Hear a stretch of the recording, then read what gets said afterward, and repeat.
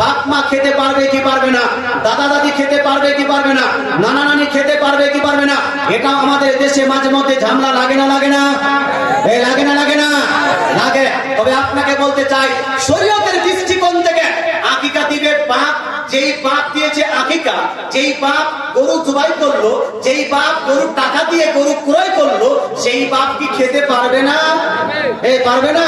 যেই মা কষ্ট করে বাচ্চা জন্ম দিয়েছে, সেই মা কি খেতে পারবে না? যেই দাদি কষ্ট করে বাচ্চাটাকে লালন পালন করছে, যেই নানি কষ্ট করে ওই বাচ্চাকে গোসল স্নান দিচ্ছে, সেই দাদি কি আপনার লালন খেতে পারবে না? অবশ্যই পারবে। সুতরাং ভাই, আপনাদের বলতে চাই, এটা ভুল ধারণা যে বাপ মা খেতে পারবে না, দাদা দাদি খেতে পারবে না, এই ধারণা রাখা যাবে না।